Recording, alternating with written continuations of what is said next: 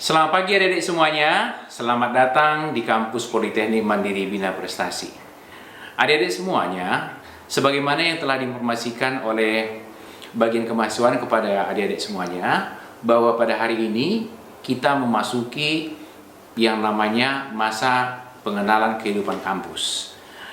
Adik-adik sudah mengikuti beberapa hari yang lalu pengenalan kampus, yaitu ceramah yang diberikan oleh Kupertis, ya, yang saat ini namanya menjadi Lembaga Layanan Dikti, ya. Kemudian ceramah dari Badan Narkotika Nasional. Nah, jadi gunakanlah itu semuanya sebagai penambahan wawasan kalian semuanya. Mudah-mudahan dengan bekal itu nanti Anda menjalani perkuliahan ini akan lebih matang dan lebih baik. Dengan berbekal itu semuanya, mudah-mudahan ke depan ini adik-adik menjalani perkuliahan ini juga nanti bisa adik jalani dengan baik. Oke, adik-adik semuanya, untuk hari ini adik-adik akan mengikuti ceramah dari manajemen Politeknik MBP. Ceramah ini nantinya akan dimulai oleh ceramah dari Ibu Direktur. Setelah itu nanti akan berlanjut ke pembantu Direktur 1 yang disambung dengan pembantu Direktur 2 dan pembantu Direktur 3. Nah, kepada adik semuanya, mulai dari sekarang Anda mendengarkan, kemudian boleh mempersiapkan alat tulisnya dan buku catatan. Nanti Anda silahkan mencatat apa yang perlu, kemudian nanti ada hal nanti yang perlu ditanyakan, silahkan dicatat dulu. Nanti di akhir sesi penyampaian dari Ibu Direktur atau Pudir 1, 2, 3, silahkan nanti Anda bertanya sepuas-puasnya. Maka dari itu adik, untuk tidak berpanjang waktu lagi, sekarang kita ikuti ceramah yang akan diberikan oleh Ibu Direktur, Ibu Afridayanti Surbakti. Selamat datang di kampus Politeknik Mandiri Bina Prestasi pada acara pembekalan mahasiswa baru yang dilakukan secara online atau secara daring. Nah, untuk kali ini saya selaku Direktur Politeknik MBP akan menjelaskan apa itu Politeknik MBP atau apa itu profil daripada Politeknik MBP. Nah, yang pertama ya, bahwa Politeknik MBP itu adalah perguruan tinggi yang menyelenggarakan pendidikan vokasional. Yang dikatakan pendidikan vokasional yaitu pendidikan yang setelah adik tamat selama 3 tahun, adik itu siap untuk bekerja, ya. Nah, kemudian adapun visi daripada Politeknik MBP adalah menjadi perguruan tinggi unggulan dalam penyelenggaraan pendidikan terapan dan vokasi di Sumatera Utara yang mampu bersaing secara tingkat nasional sampai dengan tahun 2030. Kemudian kali ini Ibu akan menceritakan dulu tentang struktur organisasi dari yayasan, ya. Nah, yayasan kita adalah Yayasan Mandiri Bina Prestasi, ya, yaitu pembina yayasan kita adalah Bapak Kristianto Yustra Valentino Tarigan, SEMM. Kemudian Bapak Ketua Yayasan kita adalah Bapak Ambrosius Tarigan. Kemudian Sekretaris Yayasan kita adalah Ibu Sri Aprianti Tarigan. Kemudian susunan organisasi daripada akademik Politeknik MBP. Ya, yang pertama Direktur, yaitu saya sendiri, Ibu Afridayanti Surbakti, SEMSI. Kemudian dibantu oleh pembantu Direktur 1, yaitu bidang akademik, yaitu Bapak Saud M. Banjarnahor, SP dan MP. Kemudian dibantu lagi dengan pembantu Direktur kedua bidang keuangan dan kepegawaian, yaitu Ibu Erna Susilawati Sebayang, SE MSI. Kemudian dibantu lagi oleh pembantu Direktur ketiga, yaitu bidang kemahasiswaan, yaitu Ibu Clara Puspita SS, PSI MHum. Nah, itulah yang dikatakan susunan organisasi Politeknik MBP. Nah, untuk pimpinan-pimpinan prodinya, kita ada 6 prodi di Politeknik MBP, berarti ada 6 kaprodinya, ya. Yang pertama yaitu prodi Administrasi Bisnis, ya. Ketua program studinya adalah Bapak Evo Damanik. Kemudian prodi Akuntansi yaitu ketua KPS-nya adalah Ibu Rio Dinar Haryanja. Kemudian prodi Perbankan yaitu Bapak Tunggu. Kemudian prodi Bahasa Inggris Ibu Sempa Peranginangin. kemudian prodi perhotelan yaitu Ibu Vera Hutagalung, dan yang keenam adalah prodi mesin, ya, perawatan mesin yaitu Ibu Selvi Sianipar. Nah, nanti adik-adik ada waktunya lagi ya untuk masing-masing prodinya itu akan menjelaskan bagaimana tentang prodi masing-masingnya tadi ya. Nah, Ibu langsung ke sejarah. Ya, sejarah Politeknik MBP. Nah, Politeknik MBP ini ya lahir atau berdiri tahun 2001. Nah, tetapi itu diresmikan pada tahun 2002 oleh Bapak Taufik Kemas. Nah, dia tahu nggak ya? Masih kenal nggak ya? Bapak Taufik Kemas itu yaitu suaminya Ibu Presiden kita, Ibu Mega, Ibu Megawati. Nah, jadi pada tahun 2002 beliau datang ke kampus kita khusus untuk meresmikan ya tahun 2002. Nah, jadi sekarang kalau kita lahir tahun 2001, sekarang tahun 2020, berarti sudah 19 tahun ya Politeknik MBP ini sudah berdiri ya. Nah, kita berdiri itu punya izin ya. Izinnya itu ada SK dari Mendiknas RI nomor 148/D/O tahun 2002. Nah, itulah SK kita ya dari Jakarta. Kemudian Politeknik MBPD ya kita sudah terakreditasi. Nah, adik-adik tahu ya sekarang bahwa akreditasi itu sangat penting sekali apakah adik untuk mengambil tempat kuliah, kemudian juga untuk bekerja, yaitu akreditasi itu sangat dibutuhkan karena akan ditanya ya pada saat kamu nanti bekerja sudah terakreditasi enggak kampusnya sebelumnya. Jadi kalau misalnya belum terakreditasi, nah ada juga ya perusahaan yang tidak menerima atau menolak. Nah, jadi kampus kita institusinya itu sudah terakreditasi. Nah, untuk prestasi sangat banyak deh ya. Kita sejak berdiri ya, yaitu sejak tahun 2002 sampai dengan 2019 yang lalu kita sudah banyak sekali menerima hibah dari pemerintah. Ya, apakah hibah itu secara prodi atau hibah secara menyeluruh secara ke kampus ya, itu sudah banyak bahkan sampai miliaran rupiah. Nah, itu yang kita gunakan itu adalah untuk pembenahan daripada sarana dan prasarana kita. Nah ya, jadi adik-adik sekalian, di sini Ibu akan menjelaskan bagaimana tips adik-adik untuk masuk masuk kuliah. Nah, Ibu tahu ya bahwa peralihan dari SMA yang menuju ke mahasiswa, dari siswa ke mahasiswa itu punya proses adaptasi. Nah, mungkin adik di sini masih bingung-bingung gitu ya. Nah, bagaimana ya kehidupan kampus itu bagaimana ya? Nah, Ibu akan menjelaskan supaya apa? Supaya adik-adik sekalian itu akan tamat tepat waktunya. Ya, jadi ada beberapa tips ya, ada 10 tips nih Ibu kasih tahu sama adik-adik ya. Oke, yang pertama ya, kami akan mengucapkan dulu kepada adik-adik selamat datang ke kampus Politeknik MBP, di mana pada hari ini adik-adik sudah menanggalkan status siswa, ya, menjadi menerima status mahasiswa, ya, calon mahasiswa. Ya, nah kita tahu loh adik-adik itu menyandang status siswa itu 12 tahun, lama ya, 12 tahun bayangkan. Nah, mulai sekarang adik sudah menyandang gelarnya adalah mahasiswa.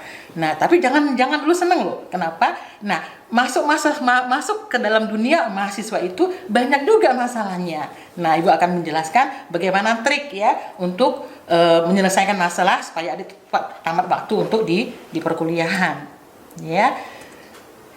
Yang pertama ya, adik belajar dulu mengenali kampus ya, di mana kampus adik berada. Nah, adik sudah tepat ya masuk ke Politeknik MBP itu adik sudah tepat ya. Jadi adik nggak usah lagi merasa adik-adik mungkin ada teman-teman adik yang masuk ke perguruan tinggi negeri, adik merasa, wih aku nih kenapa ya minder ya, kayak nggak pede itu. Jangan loh ya, kampus kita sudah terakreditasi ya, mereka juga sudah terakreditasi, itu udah sama. Ketika adik nanti melamar, ya itu mereka nggak lagi menyebutkan apakah kamu swasta atau apakah kamu negeri, tidak. Yang penting adalah sudah terakreditasi.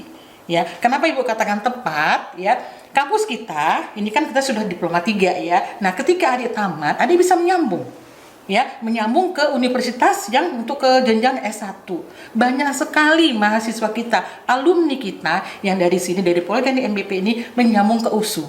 Banyak sekali adik-adik, apakah itu jurusan administrasi, jurusan akuntansi, ya jurusan perbankan, bahasa Inggris, ya perhotelan, banyak sekali di USU, banyak sekali. Nah, jadi adik-adik nggak usah takut, loh, kamu nih swasta. Nah, adik kalau ingin mengambil ijazah S1, tinggal meneruskan.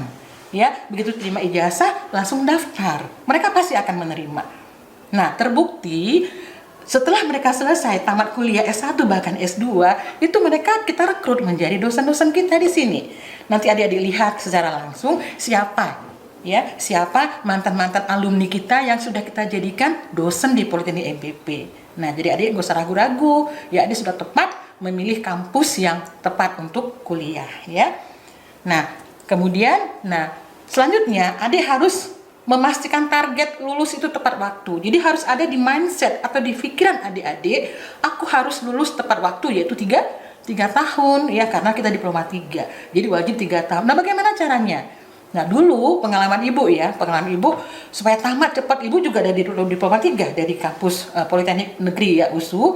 Nah, ibu tulis di dinding, ya, aku harus tamat tepat waktu dari tahun 1986 sampai 1989. Itu ibu tempelkan itu di dinding. Jadi ketika mau tidur ibu lihat, itu termotivasi. Tetapi nggak boleh hanya di dinding, tetapi dijalankan, ya, dijalankan 3 tahun. Jadi bukan hanya untuk dihayal-hayali, bukan hanya untuk dibaca aja, ya, tetapi dijalankan, ya. Jadi harus punya target di dalam mindset kita bahwa kita harus tamat tepat waktu 3 tahun, ya. Kemudian yang kedua, adik-adik harus bisa memanage waktu, ya, yaitu harus bisa mengelola waktu adik-adik. Ya, kita tahu deh, yang namanya kuliah itu sudah bisa dikatakan tanda petik ya bebas. Bebas maksudnya apa? Adik sudah nggak terikat lagi waktu kuliah seperti waktu di SMA, waktu belajarnya. Adik waktu di SMA sudah tahu ya, masuk jam 7.30 sampai jam 2, udah pulang. Dari hari Senin sampai dengan hari Sabtu. Nah, kalau kuliah, adik banyak sekali merasakan waktu-waktu yang senggangnya, ya. Mungkin per harinya itu adik kuliah cuma 3 jam. Jadi sisanya apa? Nah, adik harus bisa memanage waktu. Nah, kapan aku bisa kuliah? Kapan aku bisa mengerjakan tugas? Ya, tugas di kampus. Kapan aku bisa mengelola atau masuk ke dalam organisasi kampus? Ya, harus adik bisa memanage waktu dengan baik. Ya, kenapa? Karena tadi hubungannya tadi untuk bisa mencapai target tamat tepat waktu. Jadi jangan terlalu karena udah bebas, jadi terlalu banyak waktu digunakan untuk kebebasan, ya, untuk berteman sama yang lain yang nggak perlu, itu jangan. Ya, itu ya. Jadi harus bisa memanage waktu, terutama mengisi waktu-waktu yang kosong. Kemudian, ya, bisa memanage tentang keuangan. Nah, dulu mungkin adik-adik ya waktu SMA dikasih biayanya per hari ya sama orang tua, ya. Nah, ini mungkin per bulan. Kenapa? Adik harus, ya, mungkin ada yang dari daerah, ya, mungkin ngekos di Kota Medan. Nah, berarti kan orang tua kan ngasihnya per bulan. Nah, adik harus bisa memanage-nya, mengelola keuangan, jangan sampai baru pertengahan bulan sudah habis. Ya, nah, dikasih orang tua sudah memikirkan, oh, ini 1 bulan ini bisa habis. Ternyata gara-gara pengaruh teman, gara-gara pengaruh lihat teman sebelah HP-nya baru, lihat di sebelah teman bajunya baru. Nah, kita gunakan untuk hal-hal yang sebenarnya nggak penting untuk perkuliahan, ya. Nah, jadi harus bisa memanage keuangan. Jangan sampai pertengahan bulan kita sudah nggak punya lagi uang, ya. Oke. Nah, kalau bisa ada sisa untuk ditabung, ya. Nah, kemudian lagi deh selanjutnya, adik-adik harus bersosialisasi, ya. Nah, di kampus, ya, adik harus banyak bersosialisasi, terutama dengan kakak abang senior. Gunanya apa, Bu? Nah, gunanya adik harus namanya adik mahasiswa baru, ya, harus mencari tahu, oh, ini gimana ya? Ya, kalau ngurus-ngurus seperti ini di mana? Nah, jangan tanya sama mahasiswa baru yang sama-sama bingung. Ya, jadi ditanya itu adalah orang yang tepat. Siapa yang tepat itu? Ya, kalau nggak kepada pegawai, kepada dosen, ya kepada kakak senior juga boleh. Ya, nah, bisa juga dia bertanya, Kak, Bang, itu dosennya seperti ini tuh gimana ya? Nah, jadi ada cari tahu, ya, bagaimana sifat-sifat daripada dosen. Itu ditanya kepada kakak atau abang senior. Jadi bersosialisasilah. Ya, selain itu, ya, ada juga harus masuk ke dalam organisasi-organisasi di kampus, ya. Nah, nanti Ibu Pudir 3, Ibu Clara nanti akan menjelaskan organisasi-organisasi apa aja ini ada di kampus gitu. Nah, adik silahkan masuk, ya. Silahkan diikuti. Itu sangat penting, ya, untuk menempa jiwa soft skill. Nah, adik mungkin tahu apa tuh soft skill itu, misalnya jiwa kepemimpinan, ya. Bagaimana cara kita bisa berkomunikasi di depan orang banyak, itu akan diajari. Ya, nah itu adik perlu, tetapi jangan sampai kebablasan. Ya, jangan sampai nanti jauh lebih banyak masuk ke organisasinya, nah kampusnya yang jadi tertunda, itu nggak boleh. Tetap ya target tadi ya, harus 3 tahun tamat. Artinya akademis itu jauh lebih penting. Itu diutamakan baru masuk ke organisasi. Jadi organisasi itu adalah pendukung, ya. Nah, kemudian lagi, Dek, yaitu tentang tanggung jawab akademis. Ya, tanggung jawab akademis. Yang dikatakan tanggung jawab akademis, nah, adik harus lebih mandiri dan proaktif. Nah, kalau waktu zaman di SMA, ya mungkin guru-guru jauh lebih banyak menerangkan, ya, kemudian menjelaskan, membimbing kepada adik-adik sekalian. Tetapi kalau sudah namanya status mahasiswa, nah adik-adik harus bisa lebih mandiri, ya, harus lebih proaktif. Mandirinya gimana, Bu? Mandirinya untuk mengerjakan pekerjaan, ya, dosen hanya sekedar memberikan garis-garis besar. Nah, silakan adik mencarinya di mana? Silakan di perpustakaan boleh, atau di Google, sangat banyak informasi. Ya, tugas-tugas banyak, Dek. Setiap mata kuliah itu pasti banyak tugas. Nah, setelah selesai tugas, adik harus mempresentasekannya. Ya, harus proaktif. Ya, bersama teman, mungkin ada tugas kelompok, ada tugas sifatnya mandiri. Nah, itu harus adik kerjakan semuanya. Dan itu semua dosen akan memberikan kepada adik. Jadi harus punya tanggung jawab secara akademis, ya. Kemudian selanjutnya, nah adik harus tahu apa itu peraturan-peraturan kampus. Nah, banyak loh, Dek. Ingat ya, peraturan itu dilakukan, peraturan itu dibuat bukan untuk dilanggar ya, tetapi untuk dipatuhi. Nah, jadi di kampus juga punya banyak, nah, ya, punya banyak sekali peraturan-peraturan. Mulai dari apa? Oh, mulai dari pakaian. Ya, nggak boleh pakai baju kaos oblong, nggak boleh pakai sandal, nggak boleh pakai, semua itu perlu diatur. Ya, sampai dengan bagaimana duduk. Nah, apalagi sekarang ya, lagi masa-masa pandemi, ya, COVID-19. Nah, itu lagi ditambah. Ya, ada protokol kesehatan dan sebagainya. Itu harus diikuti. Adik harus cari tahu bagaimana peraturan-peraturan kampus. Misalnya, nanti ada perkuliahan secara tatap muka. Ya, mungkin dosennya mengatakan nggak boleh lebih dari 15 menit harus hadir di dalam ruangan. Nah, ikuti. Ya, jangan sampai nanti dosennya sudah masuk, baru rame-rame masuk. Nah, kalau dosennya mengatakan keluar, nah itu sudah hak dosen, ya. Makanya harus diketahui apa semua peraturan-peraturan kampus. Sampai dengan peraturan parkir juga, ya, itu juga harus diketahui. Kemudian, nah, manfaatkan teknologi informasi untuk mencari informasi, untuk mencari penyelesaian tugas-tugas. Nah, adik-adik, kalian ini adalah anak-anak milenial, ya, yang tidak jauh kehidupannya dari gadget. Ya, Ibu tahu nih. Kalau dompet tinggal di rumah, ya biasa aja.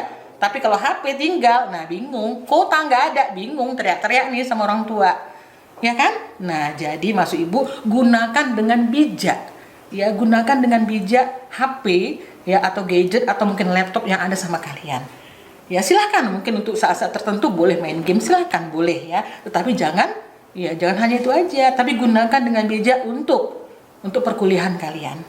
Ya. Nah, Ibu lanjutkan ya, Dede, ya, yaitu tentang adik harus memahami karakter dari masing-masing dosen. Nah, bagaimana caranya adik mengetahui karakter dosen? Ya, boleh cari tahu dari kakak abang senior gitu ya. Nah, apa tujuannya? Adik tahu karakter dosen. Nah, supaya adik bisa beradaptasi dengan dosennya. Ya, kakak senior bilang, oh ibu ini dia harus on time loh. Ya, oh bapak ini tugasnya harus selesai loh tepat waktu.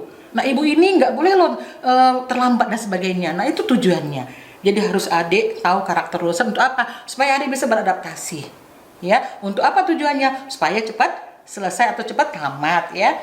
Kemudian, nah, beretika dan punya sikap rendah hati. Nah, Ibu yakin ya namanya etika itu, Dek, ya, bukan hanya di kampus, di mana-mana juga harus kita jalankan. Ya, apalagi adik ketemu dengan yang namanya dosen. Ya, dosen itu kan orang tua kamu di kampus, ya. Nah, jalankan yang namanya etika. Nah, bagaimana etikanya, Bu? Nah, ketika kamu misalnya ingin bertemu dengan dosen, kamu harus ketahui situasi dosennya. Ya, jangan pas lagi makan kamu datang.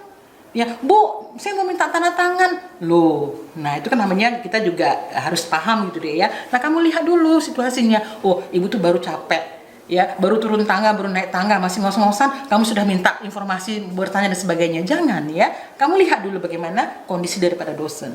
Ya, mau masuk ruangan, ketuk pintu dulu. Izin, Bu, Pak, saya mau masuk. Nah, baru setelah diizinkan baru kamu masuk ke ruangan. Ya, kemudian yang dikatakan tadi sikap rendah hati. Nah, kalau kamu diskusi dengan dosen, ya, jangan kamu mengutamakan keegoisan kamu. Egoisnya masih gimana? Kamu ngotot dengan pendirian kamu. Ingat loh, Dek, ya, dosen kamu itu adalah jauh lebih banyak pengalaman. Ikuti, ya, ikuti. Selesai dosennya itu berbicara, baru kamu berbicara dengan sikap yang rendah hati. Ya, mungkin kamu tahu banyak informasi, kamu banyak dapat informasi misalnya dari internet dan sebagainya, ya. Dengan kata-kata sopan kamu berikan pengetahuan itu kepada dosen kamu. Ya, jadi ya sekali lagi ya, harus punya etika dan sikap rendah hati. Kemudian yang terakhir, nah ini yang paling penting. Ya, di atas segalanya adalah doa. Nah, ya. Nah, dengan adik setiap hari berdoa, nah apapun yang kalian lakukan, apapun yang kalian kerjakan, itu pasti berhasil. Doakanlah ibu bapamu, juga dosen-dosenmu, teman-temanmu. Nah, kenapa? Karena lingkungan itulah yang akan membentuk kamu. Ya, membentuk kamu, yang mensupport kamu, akhirnya kamu tuh bisa cepat tamat kuliah. Ya. Nah, jadi adik-adik, ya, nanti ada ibu tampilkan ya berbagai macam reaksi orang tua nunggu kamu lulus. Nah, ini ada beberapa macam nih. Ada yang sakit perutnya, ya, ada yang pusing kepalanya. Nah, jadi supaya bagaimana orang tua kita bahagia untuk menunggu kelulusan kamu, ayo mari kita ciptakan ya, bagaimana kamu tuh bagaimana bisa menciptakan lingkungan yang baik, ya, sehingga orang tua kamu di kampung mendengarkan informasi kamu tuh, oh dia baik-baik saja, ya, nilainya bagus, ya, perkuliahannya bagus, perkuliahannya oke. Nah, orang tua kita akan senang. Ya, jangan sampai nanti didengarnya itu balas sebaliknya, ya. Oh, kamu tuh udah sampai 1 semester nggak masuk kampus. Nah, itu orang tua kita kasihan, ya. Oke, Dek. Iya, demikian Hane informasi dari saya. Ya, mudah-mudahan ini sangat bermanfaat bagi kalian, ya, bisa dijalankan. Ya, Ibu ucapkan selamat menjadi mahasiswa baru Politeknik Mandiri Bina Prestasi. Semoga 3 tahun mendatang kamu segera diwisuda. Selamat pagi. Terima kasih. Baik, demikian tadi ceramah yang diberikan oleh Ibu Direktur. Mudah-mudahan dengan informasi yang diberikan oleh Ibu Direktur, kalian sudah lebih memahami tentang kampus kita, yaitu Politeknik MBP. Nah, materi yang diberikan oleh Ibu Direktur tadi untuk mengarahkan bagaimana supaya Anda dalam menjalani perkuliahan itu bisa menjadi seorang mahasiswa yang profesional, ya. Mahasiswa yang tahu tugasnya, mahasiswa yang tahu apa yang akan dilakukan untuk menjalani 3 tahun perkuliahan. Kita harapkan nanti setelah menjalani perkuliahan, Anda nanti sudah menjadi seorang yang siap untuk masuk ke dunia kerja. Baik, kepada adik semuanya, setelah mengikuti ceramah dari Ibu Direktur, sekarang adik-adik akan mengikuti ceramah dari pembantu Direktur 1, yaitu saya sendiri, Saud M. Banjarnahor. Kepada adik-adik semuanya, tetap juga sebagaimana tadi Anda telah mengikuti ceramah dari Ibu Direktur, silakan siapkan alat tulisnya, dipersiapkan catatannya, apa nanti yang saya sampaikan silakan dicatat yang penting-penting, kemudian apa yang mau dipertanyakan nanti dicatat juga. Mudah-mudahan nanti setelah selesai sesi penyampaian materi dari saya, Anda nanti akan diberikan waktu untuk bertanya. Selamat mengikuti. Selamat pagi buat kita semuanya, khususnya buat adik-adik sekalian, mahasiswa baru di kampus Politeknik MBP. Senang sekali bisa bergabung dengan adik-adik semua. Di sini saya nyatakan bahwa adik-adik sudah punya niatan untuk kuliah, itu artinya adik-adik ini adalah orang-orang yang peduli akan masa depan. Perkenalkan, nama saya Saud M. Banjarnahor. Di kampus Politeknik MBP, saya menduduki jabatan sebagai Wakil Direktur 1 bagian akademik. Adik-adik semua, di pertemuan kita kali ini, saya akan mencoba menjelaskan kepada adik-adik hal-hal yang akan kamu jalani selama menempuh pendidikan atau selama perkuliahan 3 tahun di kampus Politeknik MBP. Yang mau saya sampaikan adalah informasi tentang akademik, kemudian peraturan-peraturan nanti yang harus adik-adik ikuti selama berkuliah di kampus Politeknik MBP. Nanti di akhir sesi pertemuan dengan saya, kita akan memberikan kesempatan untuk sesi pertanyaan bagi adik-adik. Barangkali ada yang kurang jelas dari penyampaian yang materi yang saya berikan kepada adik-adik, nanti itu bisa ditanyakan di sesi akhir nantinya. Baik, adik-adik semuanya, adik-adik ini menempuh perkuliahan program Diploma 3. Apa itu Diploma 3? Artinya nanti adik-adik akan berkuliah selama 3 tahun, di mana 3 tahun ini kita bagi menjadi 6 semester. Di tahun pertama, tahun 2020-2021. Di tahun pertama, adik-adik akan mengikuti semester 1 dan 2. Di tahun yang kedua, adik akan menjalani semester 3 dan semester 4. Dan di tahun yang ketiga, semester 5 dan semester 6.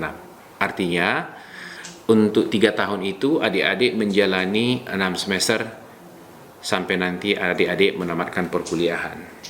Selanjutnya adik-adik, tadi seperti saya sampaikan di awal bahwa adik-adik ini akan mengikuti atau mendapatkan informasi tentang peraturan yang akan Anda ikuti selama berkuliah di Politeknik MBP. Apa itu peraturan? Peraturan itu adalah aturan-aturan yang dibuat oleh pimpinan untuk mengatur kegiatan akademik selama menjalani perkuliahan 3 tahun. Aturan apa yang harus adik ikuti, itu nanti akan adik dapatkan. Di dalam menjalani perkuliahan ada namanya prosedur atau tahapan-tahapan yang harus adik jalani selama 3 tahun ini berkuliah di Politeknik MBP. Tahapan yang pertama yaitu tahapan registrasi atau pendaftaran, yang mungkin semuanya adik-adik sudah menjalani itu, ya, mendaftar. Yang mungkin adik-adik alami itu mendaftar secara online, tapi ada juga kalian yang datang ke kampus, ya. Itulah tahapan pendaftaran. Kemudian nanti sebelum menjalani perkuliahan, adik-adik harus mengisi yang namanya KRS. KRS itu apa? KRS itu di sanalah nanti adik-adik menuangkan mata kuliah apa nanti yang harus kalian ikuti. Mungkin kalian waktu di SMA dulu sudah yang kalian alami di SMA, kalian memiliki raport. Di dalam raport ini tertuang semua pelajaran-pelajaran, ya. Misalnya selama kelas 1 ada CAU 1, ada CAU 2. Itu semuanya tertuang di raport. Nah, untuk di perkuliahan ini nanti adik-adik itu namanya KRS, Kartu Rencana Studi. Nah, kemudian setelah mengisi KRS nanti Anda akan mengikuti proses perkuliahan. Proses perkuliahan di semester 1, semester 2, sampai nanti semester 6. Nah, jadi nanti setiap semesternya adik-adik akan mengisi KRS. Apa yang dibawa di semester 1, itu nanti diisi di KRS semester 1. Masuk semester 2, mengisi KRS lagi. Masuk semester 3, isi KRS lagi, sampai nanti semester yang ke-6. Nah, setelah itu adik-adik baru diizinkan mengikuti perkuliahan. Nah, di akhir pendidikan Anda ini nantinya, yaitu di semester 6, adik-adik akan menjalani namanya praktek kerja lapangan, ya, atau yang sering kita dengar dengan istilah PKL singkatannya, ya. Nah, PKL itu di mana adik-adik nanti akan menjalani praktek kerja lapangan di perusahaan-perusahaan yang menjadi mitra kita selama ini, ya, yang tentunya akan kita sesuaikan dengan program studi masing-masing. Contoh, yang jurusan keuangan perbankan nanti mereka akan PKL di bank-bank yang ada di Kota Medan, bisa di BRI, bisa di BNI, dan yang lain-lain. Tetapi bukan berarti kalau perbankan ini nanti ada juga yang PKL-nya mereka di perusahaan yang bergerak di bidang finance, ya. Bukan harus di bank, ya. Bisa juga perusahaan-perusahaan yang bergerak di bidang finance. Ke sana nanti arahnya. Kemudian yang teknik mesin misalnya, mereka nanti akan praktek misalnya ada yang di pabrik kelapa sawit, ada juga di ada juga di perusahaan, tetapi nanti di perusahaan itu mereka akan memegang bagian engineeringnya, mesinnya, ya. Nah, kemudian setelah adik-adik mengikuti praktik kerja lapangan, tahapan yang berikutnya ada adik nanti untuk mengakhiri masa pendidikan, adik akan mengerjakan yang namanya laporan tugas akhir. Jadi tugas akhir ini itu atau di S1 itu disebutkan skripsi, ya. Jadi kalau diploma 3 itu namanya laporan tugas akhir. Oke. Nah, selanjutnya setelah adik menjalani tugas akhir dan dinyatakan lulus, ya, adik sudah berhak menggunakan atau mendapatkan gelar ahli madya, ya, untuk adik-adik sebagai yang sudah menamatkan program pendidikan diploma 3, gelarnya ahli madya. Untuk pengukuhannya ini nanti itulah yang adik ikuti yang namanya wisuda, ya. Nah, kemudian ada juga nanti penundaan kegiatan akademik atau cuti, kemudian bagaimana seorang mahasiswa bisa dikeluarkan dari kampus, kemudian bagaimana kalau mau melanjutkan perkuliahan kembali, kan begitu, ya. Nah, selanjutnya adik-adik persyaratan atau tata cara untuk menjadi seorang mahasiswa baru. Tadi sudah saya katakan tahapan yang pertama itu ada yang namanya pendaftaran, ya. Untuk pendaftaran itu adik harus melengkapi berkas yang diminta. Mungkin barangkali waktu pendaftaran adik-adik belum membawa berkasnya semuanya, jadi diterima apa yang adik bawa dulu, nanti yang berikutnya menyusul. Jadi itu nanti harus dilengkapi semuanya. Kemudian membayar uang kuliah dan biaya-biaya lainnya. Biaya lainnya seperti uang kemahasiswaan, ya. Nah, kemudian tahapan berikutnya mengikuti kalau yang namanya sekarang masa pengenalan kehidupan kampus. Masa pengenalan kehidupan kampus itu apa? Itulah yang sedang adik ikuti sekarang. Artinya sebelum adik-adik memasuki jenjang perkuliahan, adik-adik harus dibekali dulu seperti yang kita lakukan sekarang, supaya nanti dalam menjalani perkuliahan adik-adik sudah tahu apa yang mau dilakukan selama menempuh pendidikan selama 3 tahun. Kemudian selama menempuh pendidikan 3 tahun itu, nanti semester 1 adik akan diberikan beban, misalnya 24 SKS, semester 2 nanti 20 SKS, sampai nanti itu semester yang ke-6, itu nanti totalnya, kalau untuk diploma 3, kisaran total SKS yang harus diselesaikan itu antara 110 sampai dengan 120 SKS. Itu tergantung jurusan masing-masing. Nah, kemudian adik-adik, dalam menjalani perkuliahan ini, kita program diploma 3 itu namanya program vokasi. Vokasi itu apa? Artinya adik-adik itu dipersiapkan untuk nanti begitu tamat akan langsung masuk ke dunia pekerjaan. Jadi untuk itu dalam perkuliahan ini proses pembelajarannya kita laksanakan, teorinya 40%, sedangkan prakteknya 60%. Jadi lebih banyak prakteknya, karena kita ini pendidikan vokasi. Nah, kemudian bagaimana media pembelajarannya? Selama berkuliah nanti adik-adik akan mengikuti perkuliahan di ruangan kuliah dengan bantuan alat-alat pembelajaran, misalnya seperti LCD, ya. Kemudian alat-alat praktek, misalnya kalau program studi yang engineering misalnya nanti mereka akan praktek di lab mesin, ya. Selain praktek di kampus ini, yang untuk mesin misalnya nanti mereka juga akan praktek di tempat-tempat perusahaan atau badan yang menjadi mitra kita seperti P4TK, ya.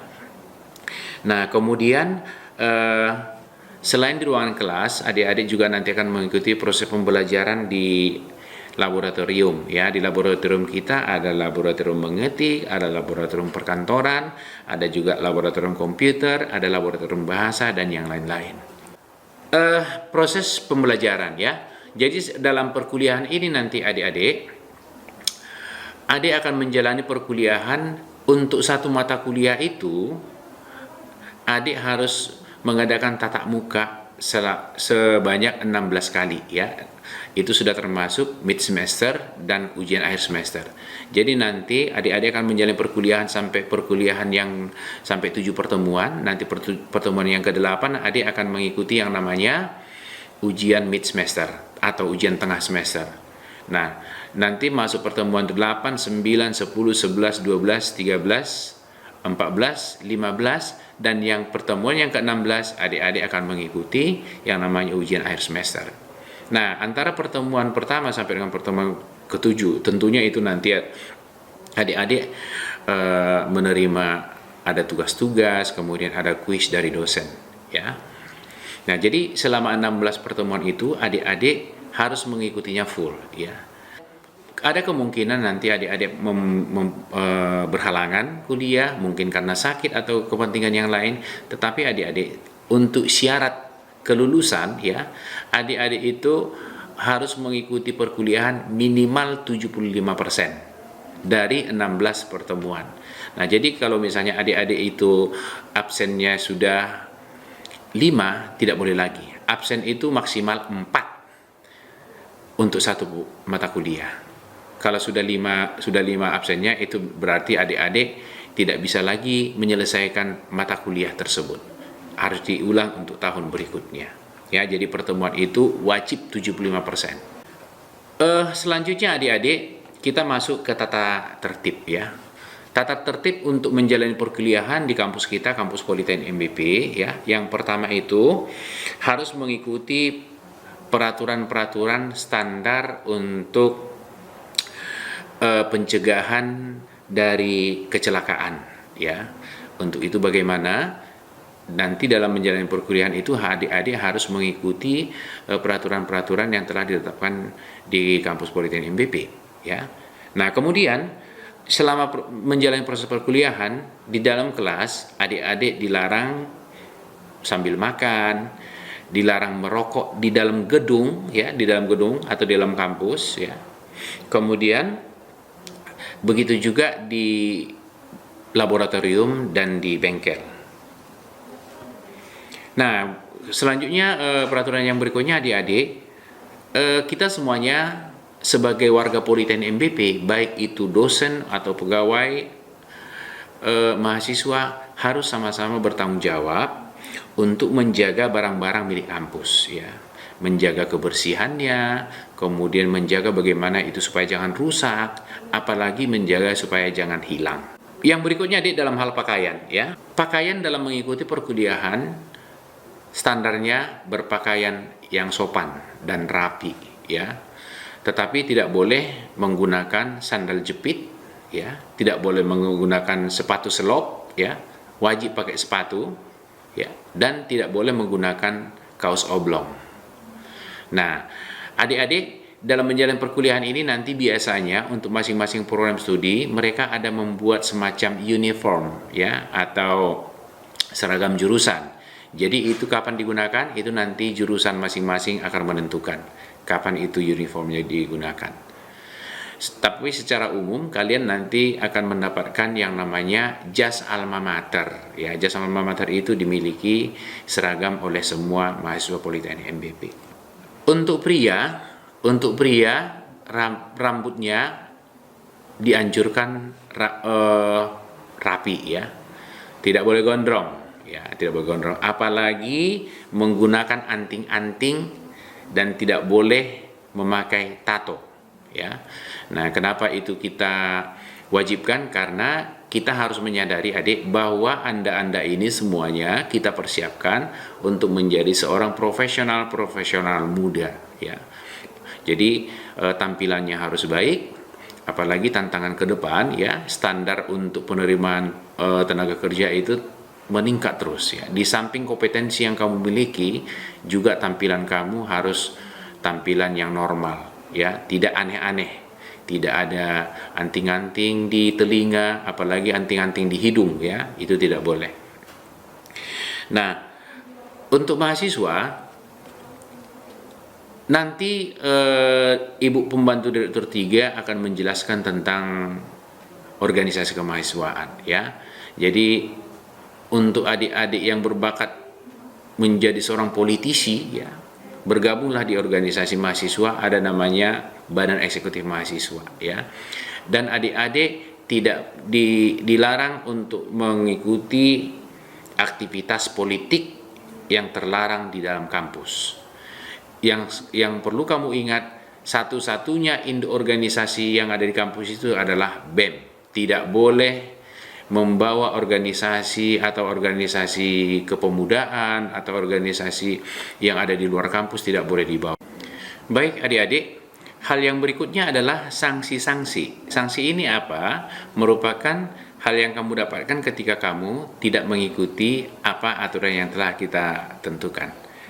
Yang pertama, bagi mahasiswa yang tidak melakukan pembayaran untuk uang kuliah, uang pendaftaran, dan uang-uang lainnya yang telah pada waktu yang telah ditentukan, adik-adik ini nanti akan dianggap mengundurkan diri dari kampus Politeknik MBP. Kemudian yang berikutnya, untuk keterlambatan atau kelalaian pembayaran uang kuliah dan biaya-biaya lainnya, hal yang akan kamu dapatkan adalah yang pertama, tidak tercatat sebagai mahasiswa Politeknik MBP untuk tahun ajaran yang sedang berjalan. Misalnya tahun ajaran 2020-2021 semester B, ya, semester yang kedua. Untuk pembayaran uang kuliahnya ditentukan nanti waktunya, deadline-nya. Nah, pada saat itu kamu tidak melakukan pembayaran, itulah nanti kamu akan mendapatkan sanksi. Nah, yang berikutnya, tidak diperkenankan menggunakan fasilitas Politeknik MBP sampai yang bersangkutan membayar uang kuliah atau biaya-biaya lain yang telah ditentukan. Nah, yang berikutnya adik-adik, pelanggaran terhadap peraturan dan tata tertib dapat dikenakan sanksi yang terdiri dari penambahan tugas atau pekerjaan. Ini namanya kita katakan kompensasi, ya. Peringatan baik secara lisan maupun tulisan atau dikeluarkan dari kampus Politeknik MBP. Yang berikutnya mengenai absensi. Absen yang diizinkan itu adalah yang pertama, Anda boleh absen kalau itu karena sakit, atau karena kecelakaan, atau karena hal penting yang amat mendesak. Tetapi itu juga harus tetap dikomunikasikan kepada dosen wali atau kepada kepala program studinya. Yang berikutnya, tidak hadir 1 hari harus disetujui oleh kepala program studi. Kemudian, untuk ketidakhadiran lebih dari 1 hari, itu harus disetujui oleh kepala program studi secara tertulis. Ya. Yang berikutnya adik, absen karena hal-hal yang tidak terduga atau mendadak, maka dalam waktu 3 hari, kepala program studi harus sudah menerima pemberitahuan secara tertulis dan membawa surat dari orang tua atau wali sebagai bukti pendukung. Ya.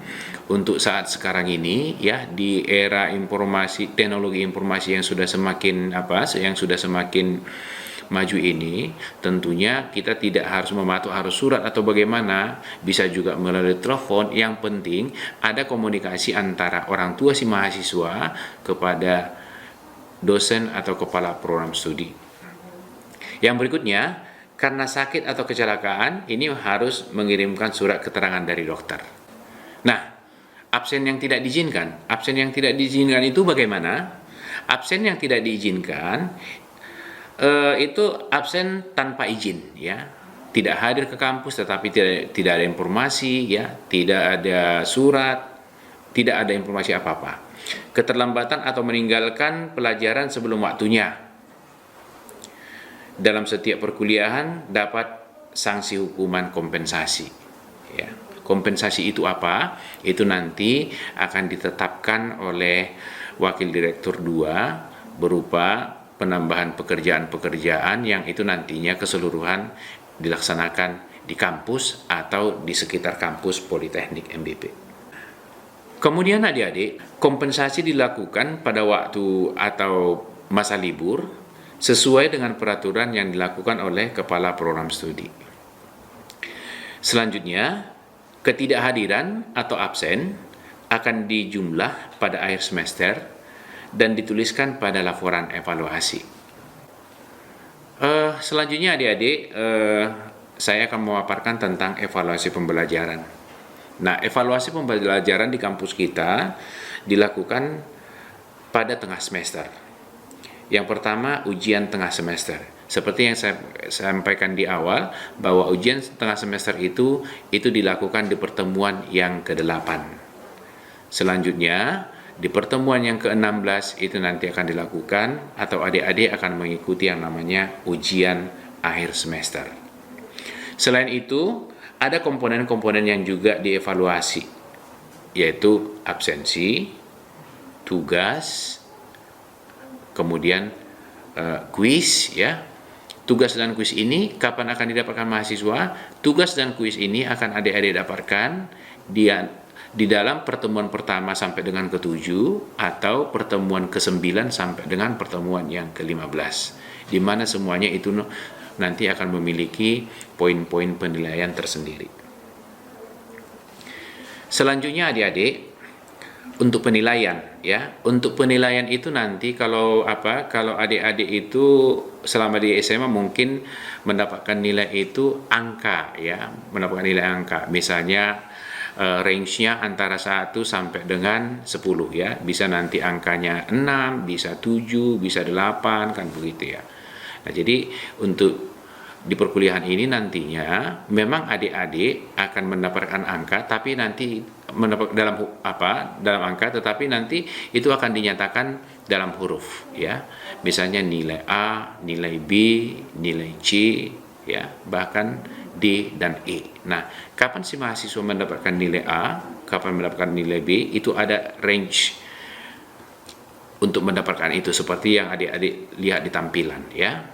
Misalnya adik akan mendapatkan nilai A apabila nilai Anda range-nya antara 86 sampai dengan 100. Kalau A minus itu 80 sampai dengan 85. Kemudian B plus itu 75 sampai dengan 79 dan seterusnya Anda lihat di tampilan. Bagi adik-adik semuanya, apa yang Anda lakukan selama perkuliahan, Anda itu akan mendapatkan penilaian ya, penilaian untuk mata-mata kuliah. Bagaimana Anda bisa melihat itu? Ya, itu nanti bisa Anda melihatnya dari portal kita. Untuk masuk ke portal kita, adik nanti cukup mengetikkan sa.politeknikmbp.ic.id. Usernya nanti kamu gunakan 2, kemudian passwordnya 1. Nah, setelah itu nanti terbuka, baru nanti kamu masukkan nama dan NPM kamu. Setelah itu nanti akan ditampilkan seluruh mata-mata kuliah yang telah Anda ikuti, beserta nilai-nilai yang Anda peroleh. Kemudian adik, untuk hard copy-nya ya, hasil daripada pembelajaran yang sudah Anda ikuti itu ya, itu nanti akan dituangkan ya dalam bentuk kartu hasil studi ya. Itu nanti akan Anda dapatkan setiap semesternya. Nah, seperti yang saya katakan di awal tadi, kalau masa di SMA adik-adik ini untuk hasil atau prestasi belajarnya itu nanti akan tertuang di dalam yang namanya raport ya. Tetapi di perkuliahan ini adik, itu nanti namanya kartu hasil studi. Kartu hasil studi itu nanti akan Anda dapatkan setiap semesternya. Kemudian di dalam perkuliahan ini ya, ada kalanya nanti kamu mengalami atau nilainya tidak lulus ya, karena sesuatu hal, mungkin karena kamu kurang sehat waktu mengikuti ujiannya ya, sehingga adik mendapatkan nilai gagal ya.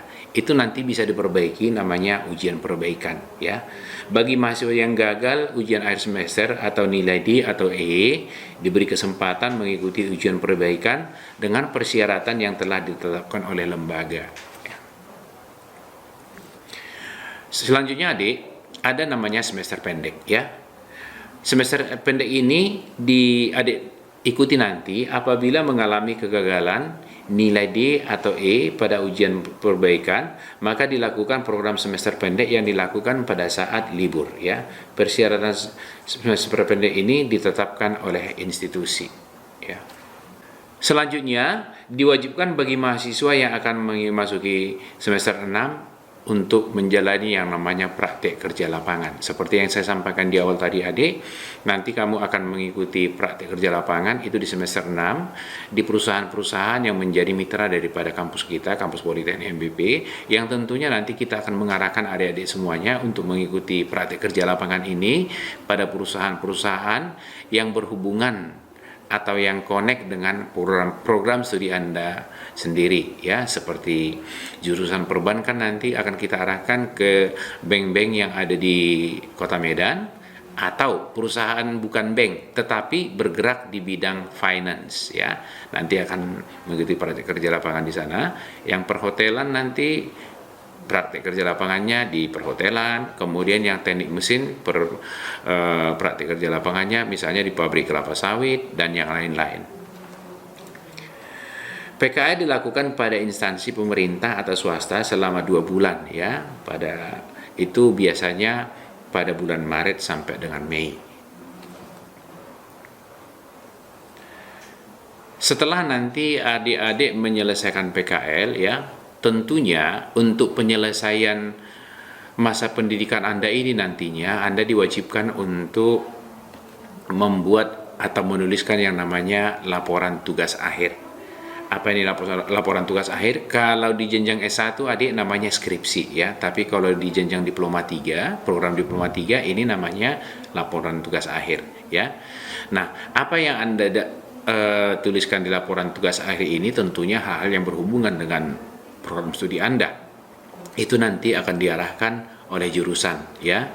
Mengenai data bisa nanti adik dapatkan, mungkin bisa juga adik dapatkan itu selama adik PKL. Dari sana nanti langsung diangkat menjadi judul tugas akhirnya boleh juga ya. Nanti mengenai hal ini akan lebih jelas diterangkan oleh kepala program studi.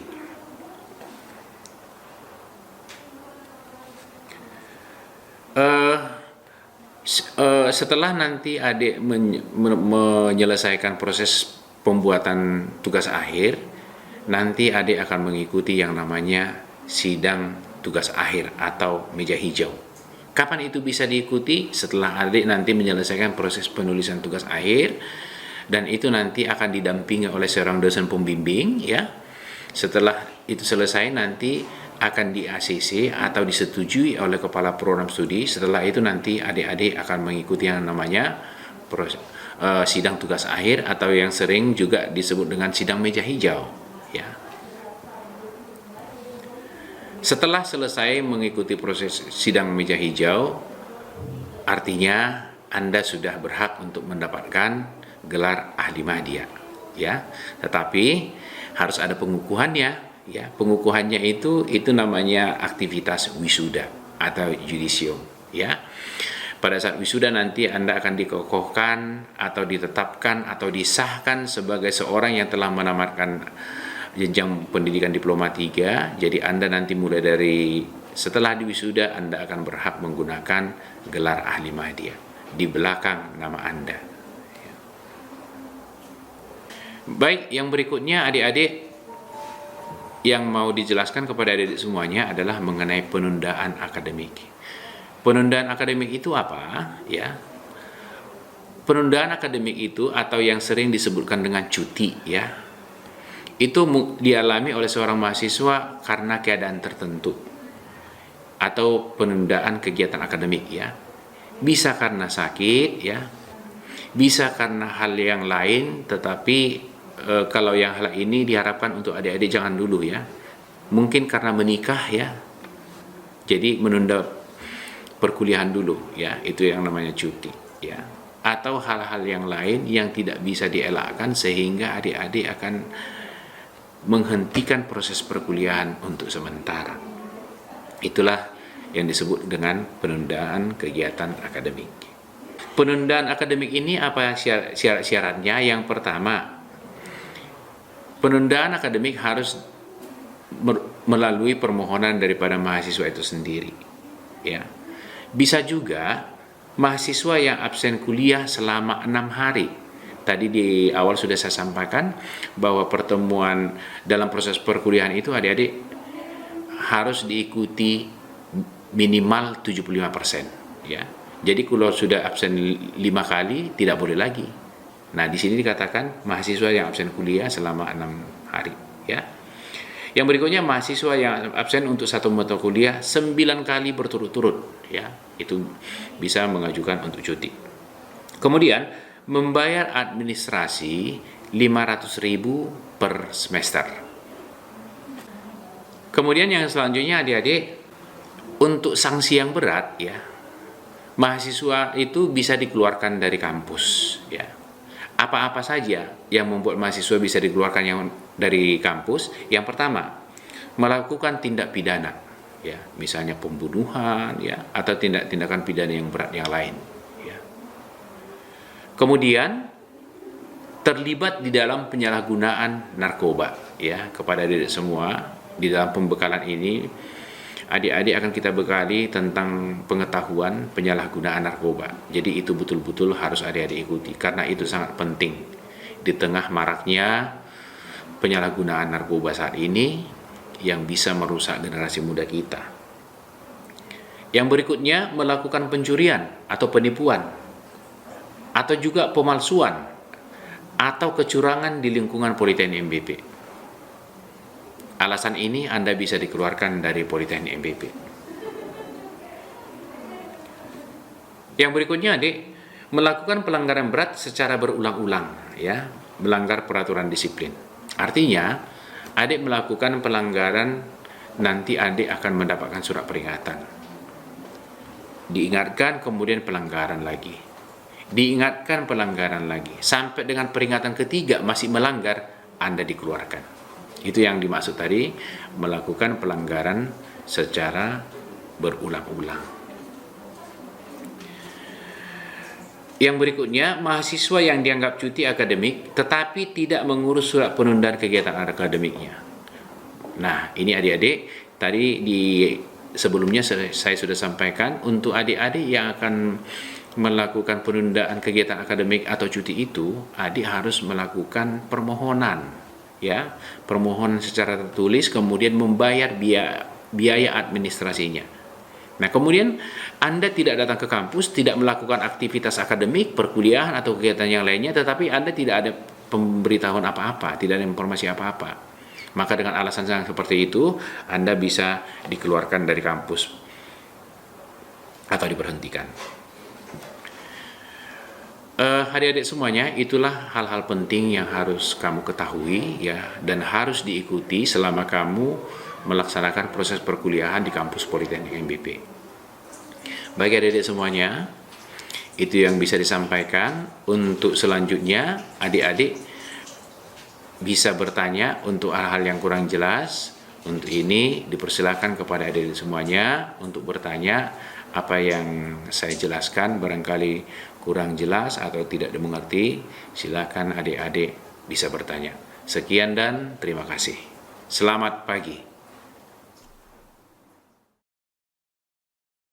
Adik-adik semuanya, itu tadi ceramah dari saya sendiri sebagai pembantu Direktur 1. Nah, untuk ceramah yang berikutnya, Anda akan diberikan materi mengenai keuangan ya. Mengenai keuangan ini biasanya kita harus lebih memperhatikan ya, karena nanti di sini akan diinformasikan kepada kamu semuanya hal-hal apa saja yang berhubungan dengan uang atau hal-hal apa saja yang perlu dibayar.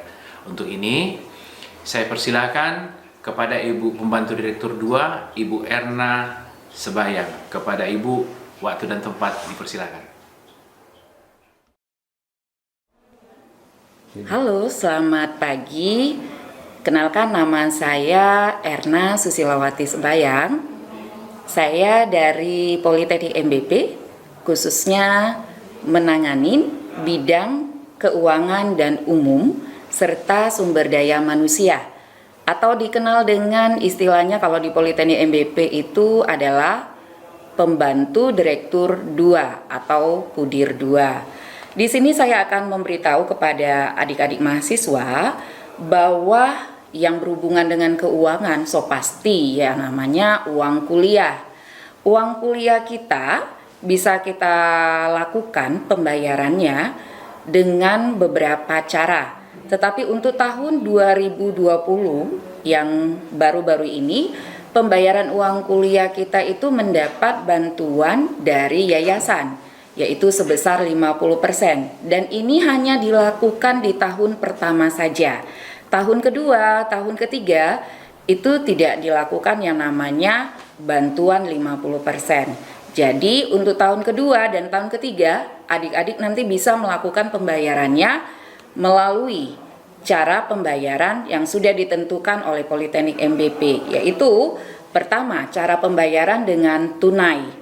Dan di sini apabila dengan tunai kalian lakukan, maka kalian akan mendapatkan potongan sebanyak 1 bulan uang kuliah, yaitu sebesar 550.000. Jadi kalian harus membayar tunai sebesar 6.150.000. Dan ini tidak ada pembayaran menggunakan angsuran. Jadi langsung tunai sebesar 6.150.000. Dan pembayaran yang lainnya bisa dilakukan dengan cara 2 kali. Berarti kalau 2 kali sama dengan per semester. Kalau biasanya dikenal, yaitu 3.300.000 per semesternya. Selanjutnya bisa dilakukan dengan cara 4 kali. Ini dilakukan dengan kata lain yaitu 3 bulan sekali, yaitu sebesar 1.650.000 sekali pembayaran. Dan ini dilakukan untuk semester ganjil 2 kali, untuk semester genapnya 2 kali juga. Dan yang terakhir pembayarannya itu sebanyak 6 kali. 6 kali ini dilakukan 3 kali di semester ganjil, 3 kali di semester genap. 3 kalinya ini sebesar berapa? Sekali bayar yaitu sebesar 1.100.000. Dan perlu diingat lagi, jatuh tempo setiap pembayaran uang kuliah itu yaitu tanggal 5 setiap bulannya. Jadi kalau kamu melakukan per semesternya, maka tanggal 5 bulan 9 kamu sudah harus lakukan pembayaran. Tapi bagi kalian yang baru masuk, untuk mahasiswa baru, Politeknik MBP memberikan keizin untuk melakukan pembayaran itu paling lambat tanggal 25. Tetapi untuk semester berikutnya kamu harus ingat yaitu setiap tanggal 5. Baik itu yang pembayarannya 4 kali, 6 kali, tetap tanggal 5 setiap bulannya jatuh tempo pembayaran. Oke, selanjutnya bagi mahasiswa juga perlu diketahui, selain membayar uang kuliah, mahasiswa juga dikenakan yang namanya uang kemahasiswaan. Dan uang kemahasiswaan ini dilakukan setiap tahunnya. Jadi tahun pertama kamu harus lakukan pembayaran sebesar Rp200.000. Berikutnya di semester 3. Berarti kalau 1 tahun itu kan 2 semester. Semester 3 atau tahun kedua kamu di Politeknik MBP, maka uang kemahasiswaan juga harus kamu bayar. Demikian seterusnya di tahun ketiganya. Oke, selain itu apa aja? Selain uang kuliah, uang kemahasiswaan, saya mau kasih tahu juga sebelum masuk ke pembayaran yang lainnya, uang kuliah ini bisa dilakukan dengan 2 cara pembayaran. Pertama, melalui transfer ke rekening Politeknik MBP, yaitu rekening BRI. Nanti akan saya kasih tahu nomor rekeningnya, ya, sesuai dengan yang ada. Selanjutnya, yang perlu diperhatikan oleh mahasiswa, bagi yang sudah mentransfer uang ke BRI Politeknik MBP, bukti transfernya segera beri tahu atau fotokan melalui WA ke nomor handphone kampus. Jadi supaya pihak kasir akan mengeluarkan yang namanya kwitansi penerimaan uang kuliah kamu.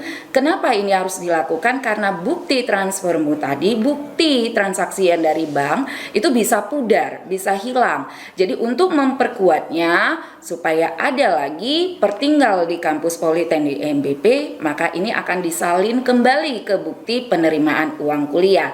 Dan ini harus kamu minta ke bagian kasir.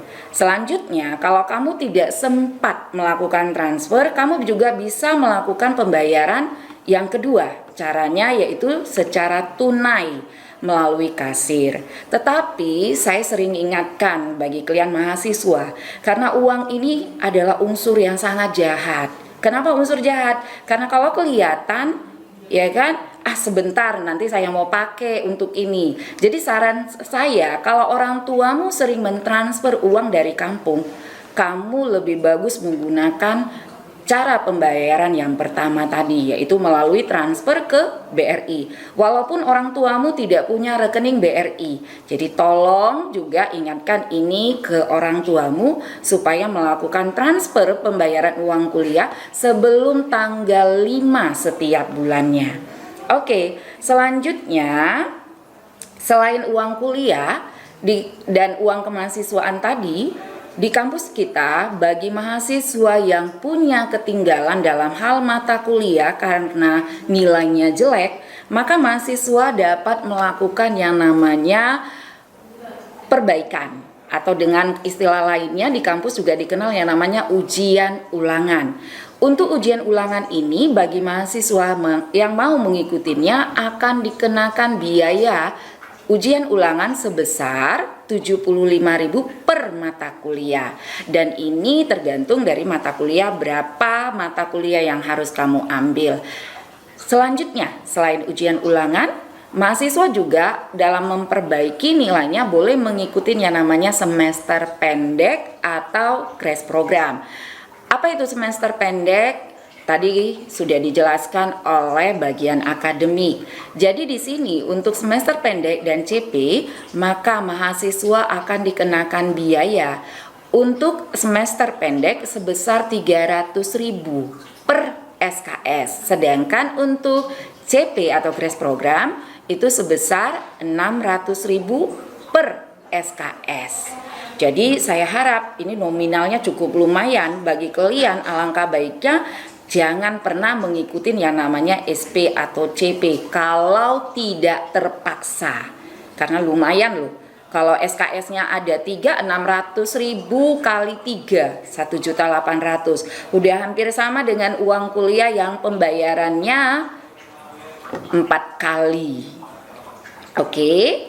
Selanjutnya saya mau katakan lagi ya, di setiap prodi nanti ada yang namanya ekstrakurikuler. Jadi di dalam ekstrakurikuler ini ada yang namanya biaya. Besarnya biaya ini ditentukan oleh KPS-nya, kepala program studinya masing-masing. Jadi ini tidak ada kaitannya dengan yang namanya kasir atau bagian keuangan. Selanjutnya demikian juga setiap prodi juga dikenakan yang namanya biaya buku atau diktat. Dan ini juga ditentukan besarnya oleh KPS masing-masing. Jadi bukan dari bagian keuangan atau kasir.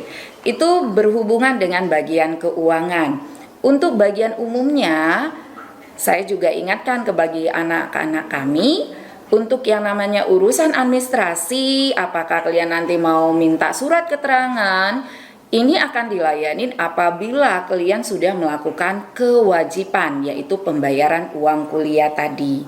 Demikian juga dengan yang namanya sumber daya manusia. Jadi sumber daya manusia ini berhubungan dengan dosennya, berhubungan dengan pegawainya. Jadi hal itulah yang saya tangani. Dan sekali lagi saya mau ingatkan, untuk masalah tempat atau fasilitas, nanti kita akan lebih enaknya lagi langsung melihat ke kampus kita Politeknik MBP. Jadi untuk bagian keuangan, bagian umum, dan bagian sumber daya manusia, saya Erna Susilawati Sebayang. Hanya sampai di sini informasi saya. Terima kasih. Selamat pagi. Oke, demikian tadi adik ceramah dari pembantu direktur 2, Ibu Erna Sulianti Sebayang. Sebagai sesi terakhir, adik-adik akan mengikuti ceramah dari Ibu pembantu direktur 3, yaitu Ibu Clara Puspita.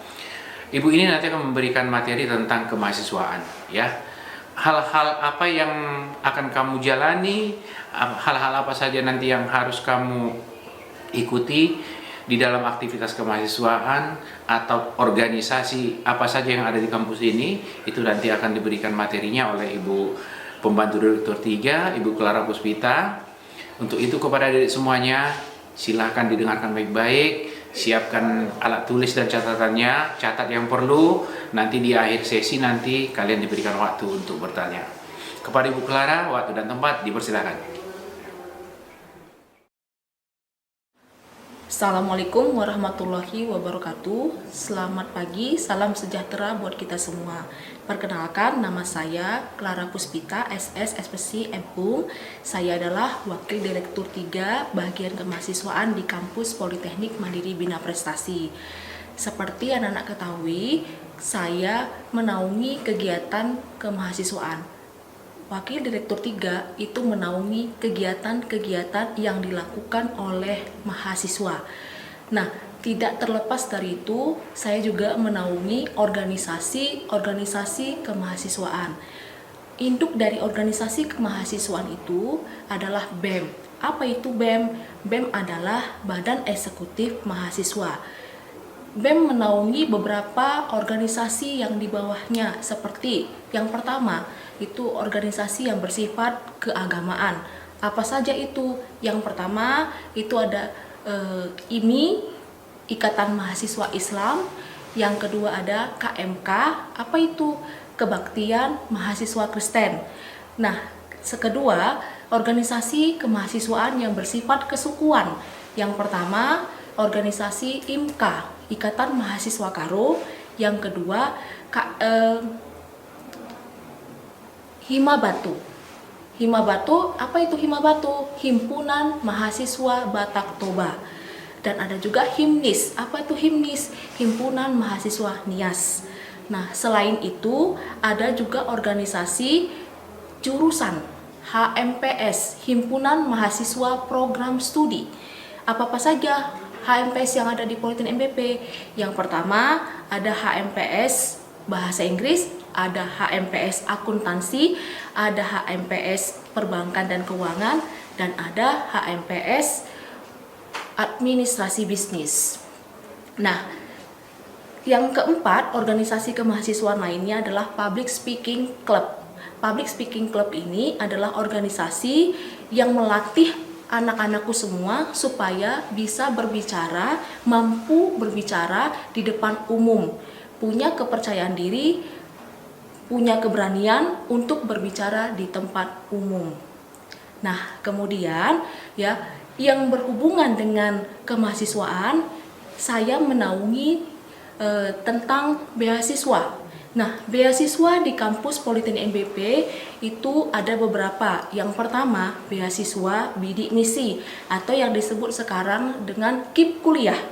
Yang kedua, ya, tapi sebelum yang kedua, yang pertama bidik misi KIP atau KIP kuliah ini itu ada dua sumbernya. Yang pertama, bidik misi atau KIP kuliah dari tim aspirasi, dalam hal ini Bapak Dr. Sopian Tan, ya, Komisi 10 Bagian Pendidikan, yang memberikan bantuan kepada mahasiswa baru yang kurang mampu secara ekonomi.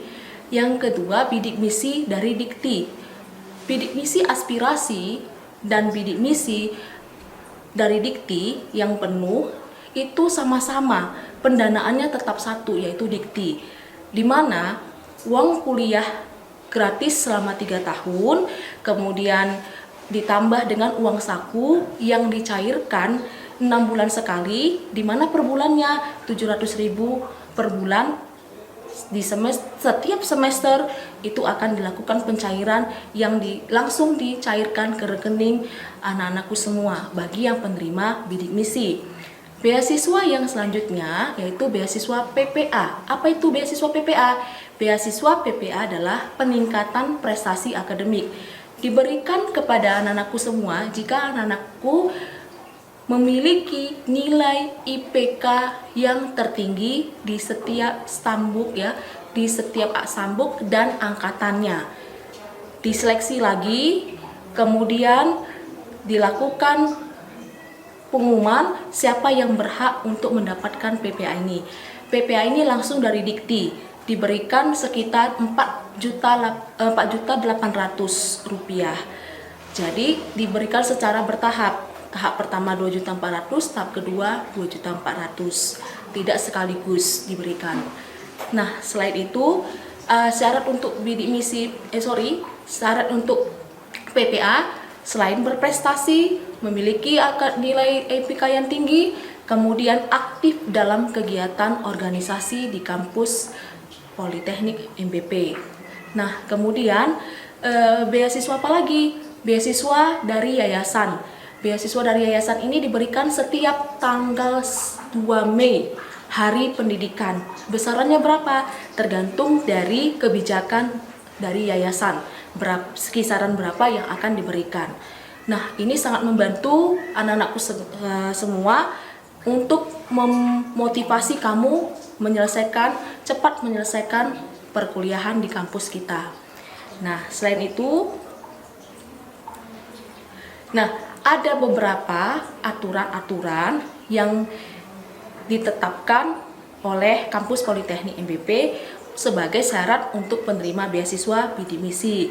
Yang pertama, setelah menerima bidik misi, kalian harus mengikuti yang namanya student staff.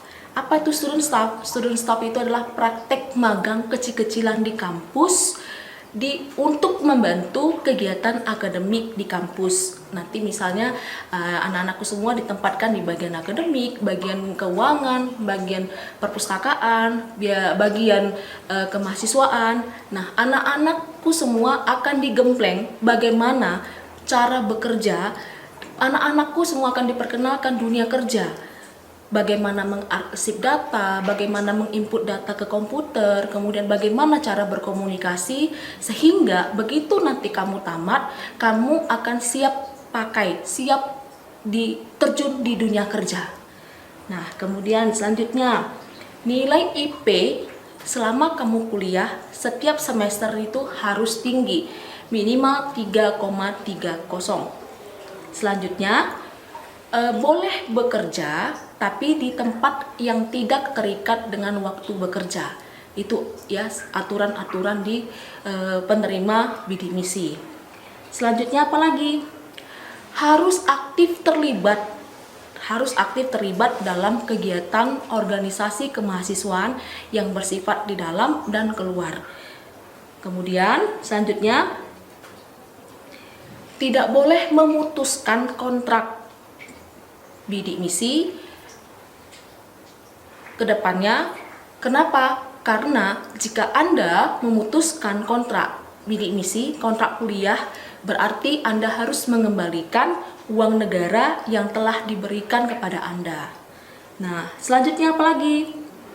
Wajib mengikuti upacara. Wajib mengikuti upacara perayaan hari besar nasional seperti Hari Kemerdekaan, Hari Pahlawan, kemudian Hari Pendidikan setiap tanggal 2 Mei itu dilakukan di kampus Politeknik MBP Medan. Saya sudah memaparkan semua organisasi yang ada di kampus Politeknik MBP. Jadi pada intinya, kamu datang ke Medan, kamu datang ke kampus Politeknik MBP itu untuk kuliah. Pandai-pandailah kamu semuanya untuk mengatur waktu. Mana waktu untuk berorganisasi dan mana waktu untuk kuliah. Sehingga semua bisa kamu jalani dengan baik. Karena apa? Kalau kamu pandai mengatur waktu antara kuliah dan berorganisasi dari sekarang, yakinlah anak-anakku semua, nanti begitu kamu selesai dari kampus Politeknik MBP ini, kamu akan siap pakai, kamu akan cepat dapat pekerjaan karena kamu adalah orang yang terpilih, karena kamu adalah orang yang sudah dibekali oleh hard skill dan soft skill. Jadi saran saya, ikuti organisasi kemahasiswaan, pilih salah satu organisasi kemahasiswaan sesuai dengan minat bakat anak-anakku semuanya, dan jangan lupa untuk kuliah. Organisasi oke, kuliah oke. Organisasi sukses, kuliah juga sukses. Jadi kamu siap pakai di dunia kerja setelah tamat dari kampus Politeknik MBP. Sekian dulu informasi yang saya berikan. Terima kasih. Assalamualaikum warahmatullahi wabarakatuh. Selamat pagi.